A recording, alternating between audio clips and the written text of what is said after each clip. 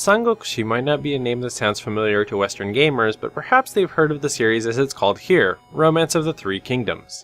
Romance of the Three Kingdoms is a grand strategy wargame series by Koei with many similarities to Nobunaga's Ambition, which we covered on episode 5. However, unlike the Nobunaga series, which takes place during Japan's Sengoku period, Romance of the Three Kingdoms takes place during the late Han Dynasty and Three Kingdoms period in Chinese history, from 169 AD to 280 AD. Nobunaga was the story of the reunification of Japan, and likewise Three Kingdoms is about the reunification of China, as told in both the classical novel Romance of the Three Kingdoms and the historical text Records of the Three Kingdoms.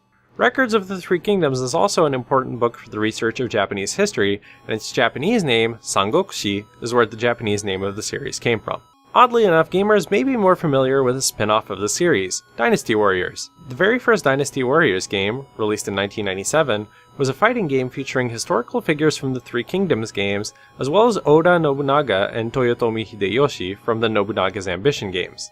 In Dynasty Warriors 2, the series was reborn as a hack-and-slash game. The Dynasty Warriors series would blow up, and by the end of the last decade, various anime and game franchises started collaborating with Koei to release their own branded Warriors games. Sangokushi for WonderSwan is a port of 1992's Sangokushi Game Boy Ban for the Game Boy.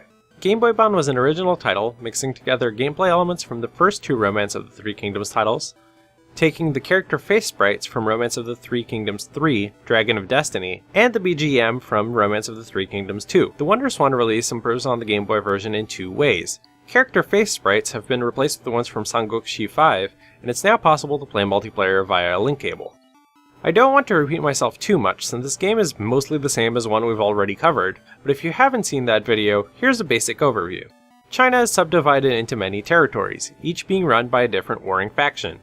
On each turn, you can micromanage each of the territories under your control and manage various aspects: food supply, vulnerability to natural disasters, cash flow, and the loyalty of your population. You can then dispatch your characters to wage war on adjacent territories or go via the diplomatic route. Once you've taken control of every territory on the map, you win.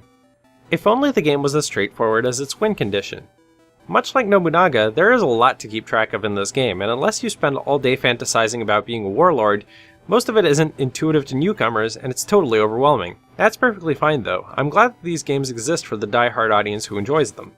If anything, the fact that these games are still around 32 years later proves that there's still an active market for them.